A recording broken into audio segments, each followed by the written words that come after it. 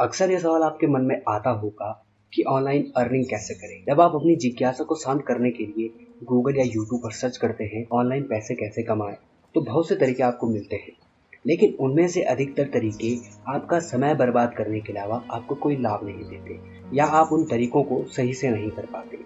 ऐसे में आसान और कारगर तरीका अपनाना आपके समय और ऑनलाइन पैसे कमाने के इस प्रयास को आपके सफल बना सकता है। दोस्तों, आज के पॉडकास्ट में हम बात करने वाले हैं एक ऐसे तरीके के बारे में जिससे कि आप ऑनलाइन अर्निंग कर सकते हैं। दरअसल यह तरीका कुछ और नहीं बल्कि ब्लॉगिंग है। दोस्तों, इस पॉडकास्ट में हम जानेंगे कि ब्लॉगिंग से पैसे कैसे कमाए जाते हैं, ब्लॉगिंग होती क्या है, ब्लॉगिंग है क्या चीज़। तो चलिए शुरू करते हैं और जानते हैं ब्लॉगिंग से पैसे कैसे कमाएं। सबसे पहले हम यह जानें कि ब्लॉगिंग से पैसे कैसे कमाते हैं। इसके लिए हमें यह जानना बेहद जरूरी है कि ब्लॉगिंग होती क्या है। दरअसल ब्लॉगिंग उन सभी कार्यों का समूह है जो कि एक पेशेवर ब्लॉगर द्वारा अपने ब्लॉग को संचालित करने के लिए किए जाते हैं। दूसरे शब्दों में, किसी ब्लॉग को पेशेवर तरीके से किसी ब्लॉगर द्वारा संचालित किए जाने के कार्य को ब्लॉगिंग कहा जाता है। या ब्लॉगिंग एक पेशेवर ब्लॉगर द्वारा किए जाने वाले कार्यों जैसे ब्लॉग पोस्ट तैयार करना, ब्लॉग के लिए कंटेंट राइटिंग करना, ब्लॉग का एसईओ करना, उसकी बैकलिंक्स तैयार करना, उसकी मार्केटिंग करने जैसे अन्य काम। तो अब बात करते हैं कि ब्लॉगिंग कैसे करें।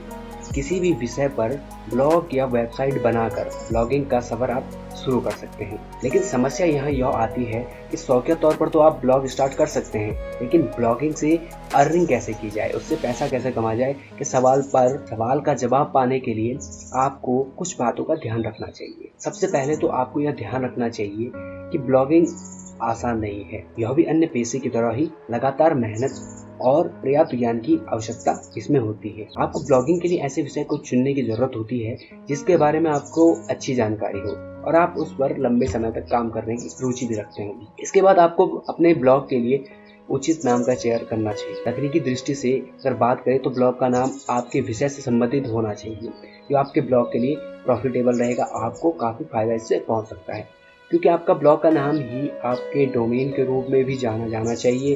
तो इसलिए आप जब भी अपने ब्लॉग के लिए नाम तय करें तो उससे पहले आप GoDaddy या फिर किसी अन्य डोमेन नेम प्रोवाइडर से ये जांच कर लें कि वो डोमेन नेम अवेलेबल है या नहीं है। इसके बाद जो सवाल आता है कि हमने डोमेन ले लिया है, अब आगे क्या करें। अब सवाल जो है, अब हमें कौन से ब्लॉगिंग प्लेटफॉर्म को चुनना चाहिए। ब्लॉग शुरू करने के लिए बहुत से प्लेटफॉर्म वैसे तो उपलब्ध हैं, लेकिन वर्डप्रेस और ब्लॉगर सबसे ज़्यादा पॉपुलर ब्लॉगिंग प्लेटफॉर्म। आप अपने बजट और ज़रूरत के अनुसार इनमें से चुन सकते हैं। लेकिन अगर आप शुरुआती ब्लॉगर हैं तो मैं रिकमेंड करूंगा कि आप blogger.com से शुरू कर सकते हैं। लेकिन आप एडवांस लेवल पर ब्लॉगिंग करना चाहते हैं, एक लॉन्ग टर्म में आप ब्लॉगिंग पर काम करना चाहते हैं तो आप प्रेस ले सकते हैं। इसके बाद आपने ब्लॉगिंग प्लेटफॉर्म चुन लिया है तो अगर आप ब्लॉगर चुनते हैं तो वहाँ पर आपको फ्री में होस्टिंग मिल जाती है जो कि गूगल की तरफ से आपको मिलती है। लेकिन अगर आप वर्डप्रेस चुनते हैं, वर्डप्रेस को अपना ब्लॉगिंग प्लेटफॉर्म बनाते हैं तो यहाँ पर आपको होस्टिंग चुननी होती है। आपको यहाँ ध्यान रखना है कि आप किस तरीके की होस्टिंग खरीद रहे हैं और क्या होस्टिंग का प्लान आपको लेना चाहिए। इन सभी का जवाब आपको तैयार करना है अपने मन से, अपने काम के हिसाब से, अपने ज़रूरत के हिसाब से, अपने बजट के हिसाब से। आपको खुद तय करना है कि आपका कितना बजट इस पे लगेगा, कितना पैसा आपके पास अवेलेबल है और कितनी आपके नीड के हिसाब से इसकी ज़रूरत है। आप चाहें तो होस्टिंगर से ले सकते हैं क्योंकि होस्टिंगर तो काफ़ी अच्छी, इसके अलावा अन्य बहुत सारे वेब होस्टिंग प्लेटफॉर्म्स हैं जहां से आप वेब होस्टिंग खरीद सकते हैं। अब आप अपने ब्लॉग को सेटअप करेंगे। अगर आपने वर्डप्रेस भी चुना है या फिर आपने ब्लॉगर भी चुना है तो दोनों जगह ही आपको अपने ब्लॉग के लिए UI सेट करनी होती है। आपको अपने ब्लॉग की थीम भी इंस्टॉल करनी होती है, उसका मेन्यू भी तैयार करना होता है। ये सारी चीज़ें आप करने के बाद आपको अपने ब्लॉग के साथ आपके ब्लॉग के लिए लगातार नया कंटेंट लेना होता है, कीवर्ड रिसर्च करनी होती है, ऑन पेज और ऑफ पेज SEO ऑप्टिमाइजेशन करना होता है। इसके बाद आपका ब्लॉग लगभग तैयार हो जाता है। अब आपके लिए क्या बचता है करने के लिए, आपको लगातार उसमें कंटेंट डालना है। अब इस पूरी बातचीत के दौरान हमें क्या लगता है कि आपको कुछ की पॉइंट्स अपने दिमाग में रखने चाहिए। सबसे पहला की पॉइंट क्या है, जब भी आप ब्लॉगिंग शुरू करें तो आपको एक ऐसे विषय को चुनना चाहिए जिस पर आपकी अच्छी जानकारी हो और आप उसमें बेहद अच्छी तरीके से रुचि भी रखते हो ताकि आप उसमें लंबे समय तक काम करते रहें। ब्लॉग का नाम चुनते टाइम आपको ये चीज़ ध्यान में रखनी चाहिए कि वो ब्लॉग का जो आप नाम सोच रहे हैं क्या वो डोमेन में भी अवेलेबल है, क्या उसका डोमेन अवेलेबल है या नहीं। इसके बाद आपको होस्टिंग चुननी होती है, ब्लॉगिंग प्लेटफॉर्म चुनना होता है। यहाँ पर आपको सबसे ज़रूरी जो चीज़ है वो ध्यान देने वाली ये होती है कि जो समस्या लोगों के सामने होती है वो होती है बजट की। तो आप अपने बजट के हिसाब से, अपने एक्सपीरियंस के हिसाब से यहाँ पर प्लेटफॉर्म चुन सकते हैं। दोनों ही प्लेटफॉर्म आपको अच्छा एक्सपीरियंस देंगे और आपके ज़रूरत के हिसाब से आपको अच्छा रिजल्ट भी मिलने लगेगा। इसके बाद आप क्या करेंगे, कोई सी अच्छी सी थीम, एसईओ फ्रेंडली थीम आपको चूज़ करनी है और अपने ब्लॉग का यूआई सेट करना है। इसके बाद जो प्रोसेस होती है वो होती है कंटेंट लिखने की, कंटेंट प्रोवाइड करवाने की और एसईओ और रेगुलरली आपको अपने ब्लॉग को अपडेट करते रहना चाहिए। ये तो बातें हो गई कि आप ब्लॉगिंग क्या होती है, ब्लॉगिंग कैसे करें, उसके लिए क्या क्या चीज़ें ज़रूरी होती हैं, उनको कैसे आप चुन सकते हैं। इसके बाद बात आती है, आपने सारा सेटअप कर लिया, आपने अच्छे से उस पर काम करने लगे हैं, तो कुछ दिन बाद आपके दिमाग में सवाल आएगा भाई अब पैसे कैसे कमाएं।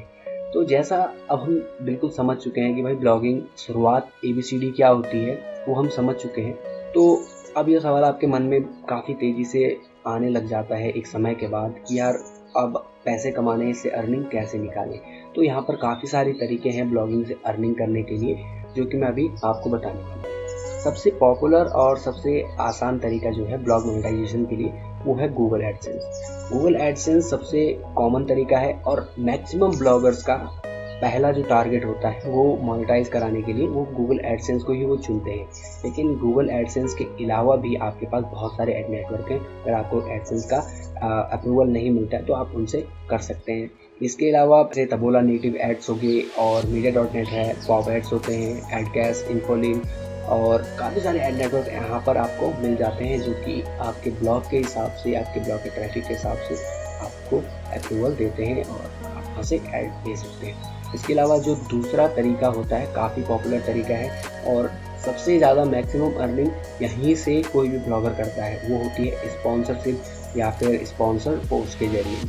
स्पॉन्सरशिप और स्पॉन्सर पोस्ट में आप 50 से $100 भी कमा सकते हैं, इससे ज़्यादा भी आप कमा सकते हैं। वो आपके ब्लॉग की क्वालिटी पे डिपेंड करता है, आपके ब्लॉग के जो कंटेंट है उस पर डिपेंड करता है।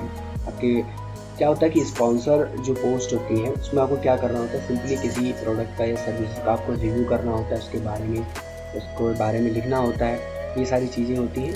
तो सिंपली आप स्पॉन्सर पोस्ट से भी अर्निंग कर सकते हैं। इसके अलावा काफ़ी पॉपुलर तरीका है जो कि एफिलिएट मार्केटिंग है। एफिलिएट मार्केटिंग आज के दिन में चाहे वो इन्फ्लुएंसर हो, सोशल मीडिया पर एक्टिव लोग हों या फिर कोई भी, वो एफिलिएट मार्केटिंग के बारे में जानता है और उसका यूज़ करके अच्छा पैसा भी कमा सकता है।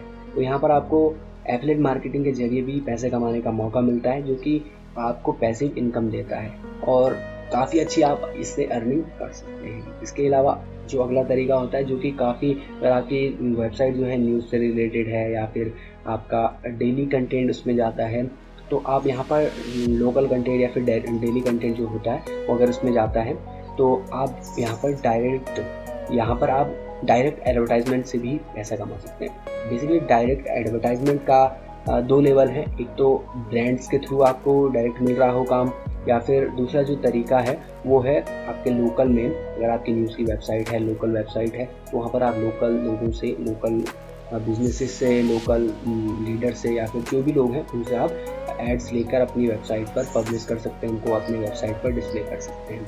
तो इससे भी आप अच्छी खासी अर्निंग कर सकते हैं। इसके अलावा जो काफ़ी पॉपुलर तरीके हैं वो है ऑनलाइन कोर्स और ई बुक सर्विस आप बेच सकते हैं अपनी, और वहाँ से भी आप अपना नेटवर्क बिल्ड कर सकते हैं। जैसे कि हमने सारी इसमें चीज़ें देखी, तो आपने देखा कि कितने सारे तरीके हैं ऑनलाइन अर्निंग करने के ब्लॉगिंग के थ्रू। लेकिन आपको यहाँ पर एक चीज़ का हमेशा ध्यान रखना है कि अगर आपका ब्लॉगिंग इकोसिस्टम अच्छा नहीं होगा, अगर आप उसे मजबूर नहीं करेंगे, लगातार उसमें काम नहीं करते रहेंगे, तो आप कहीं से भी अर्न नहीं कर पाएंगे, आप हर तरीके से बिल्कुल डाउन होते जाएंगे। तो इसलिए आपको लगातार काम करते रहना है, क्वालिटी कंटेंट अपने यूजर्स तक पहुंचाना है, वहाँ से आप हर तरीके का कन्वर्जन ले सकते हैं। चाहे आप सर्विस प्रोवाइड करवाएं, चाहे आप ऑनलाइन कोर्स प्रोवाइड करवाएं, चाहे आप एफिलिएट से करें या फिर आप डायरेक्ट एड मार्केटिंग से करें, बहुत सारे तरीके हैं जिनसे कि आप वहाँ पर से अर्निंग कर सकते हैं। तो उम्मीद करता हूँ आपको ब्लॉगिंग के बारे में, ब्लॉगिंग कैसे शुरू की जाती है, ब्लॉगिंग है क्या चीज़, ब्लॉगिंग के कौन से प्लेटफॉर्म चुनने चाहिए, सभी बेसिक जानकारी आपको मिल चुकी होगी। अगर आपको ये पॉडकास्ट पसंद आता है तो हम आगे भी लगातार इस तरीके के पॉडकास्ट आपके बीच में करें।